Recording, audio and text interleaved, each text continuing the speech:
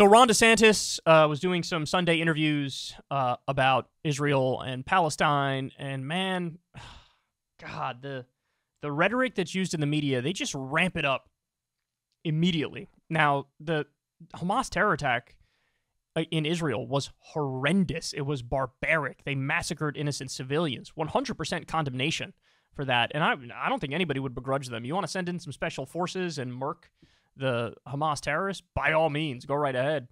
But the problem people have is with the collective punishment in retaliation, where you're cutting off food, water, and electricity, and you're bombing apartment buildings, and now thousands of Palestinians have died.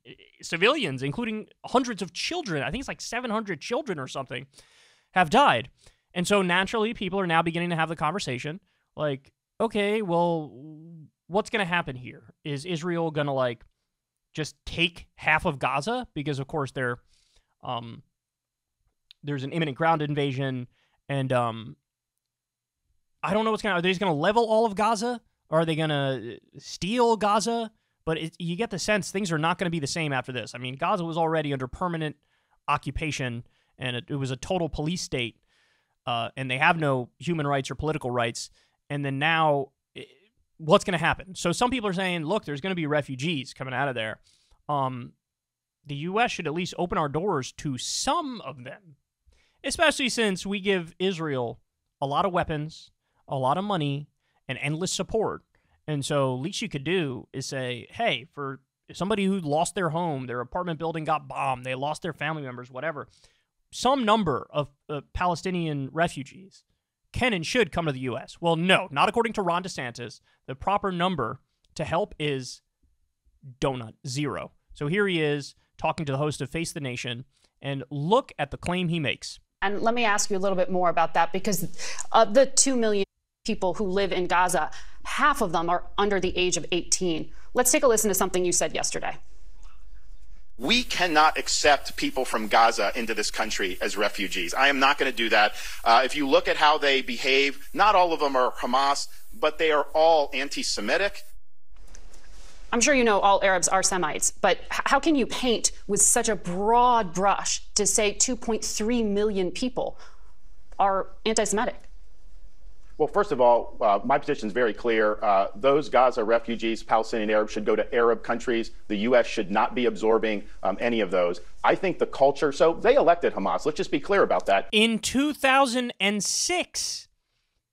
And they've held on to power ever since. And like 50% of the population is 15 years old or younger. They weren't even alive. Wait, do the math on that. Were they alive? They weren't. Yeah, a lot of them weren't. Everyone's a member of Hamas. Most probably aren't, but they did elect Hamas. In 2006, and then the military occupation happened after that, where they went in and haven't allowed elections since 2007. So in 2006, there was an election. But there was a lot of celebrating of those attacks in the Gaza Strip by a lot of those folks who were not Hamas. But if you look at their education system, this has been an issue for a long time. They teach kids to hate Jews. And in a lot of Israeli schools, they teach hating Palestinians. Does that mean no Israelis should ever come to the United States, can never come to the United States? Sectarianism and tribalism is a huge problem in most places. And by the way, what do you want to do? Ideological screening for people who come into this country? This is what Trump was proposing. He says if he gets in office again, he's going to ban all the Marxists. They're going to do ideological tests for people who come to this country, and if they don't pass the test, which means I guess if you're not a conservative Republican, we're going to kick you out.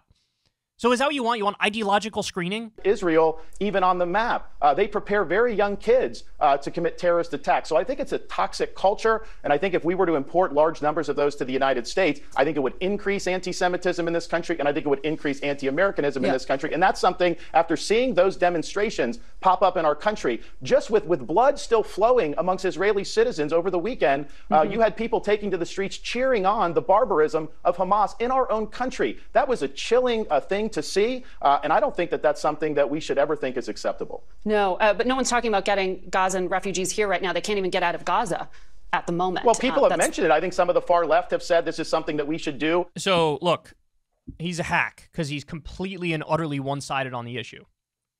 He has no words whatsoever for Israel doing a medieval-style siege against Gaza, cutting off their water, their electricity, not allowing in food, bombing apartment buildings and hospitals and UN shelters, and people who they literally told to evacuate, civilians evacuate from the north to the south.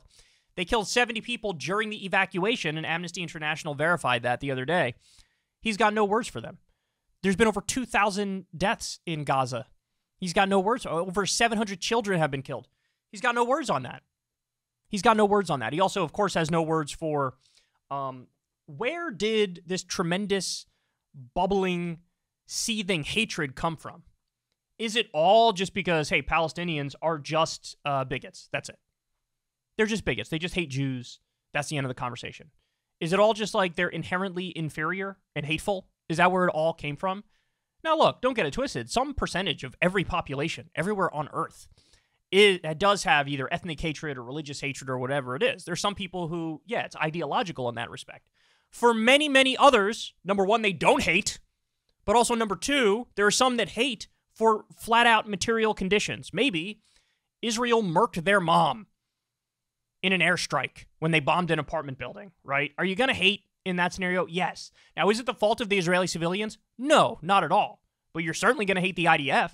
If you lost your village in the West Bank because ultra-Orthodox illegal Israeli settlers bulldozed your village and then stole it, yeah, you're going to hate them. You're going to hate them. But he makes no distinction between real-world material problems, territorial problems, stealing land, crimes being committed against people, and, well, they're just evil. They just hate me. I hate this black and white thinking so much, man. It drives me crazy, because in his mind, it's like, if Israel commits war crimes, who cares? They're the good guys. End of conversation. You know, and Palestinians, they're just the bad guys. They're just anti-Semites. That's it. So help Palestinians? No, of course not.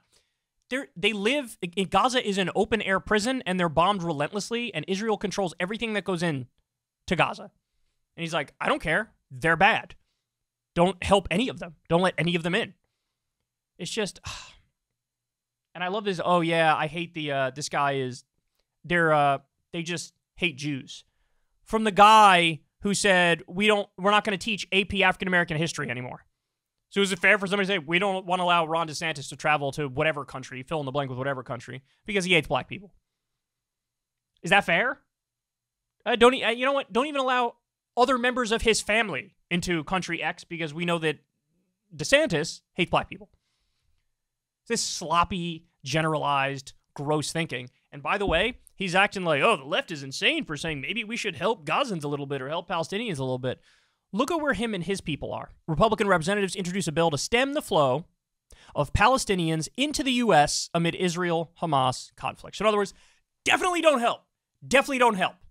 We know there's a medieval-style siege. We know they don't have food, water, electricity. We know civilian infrastructure is getting bombed all over the place.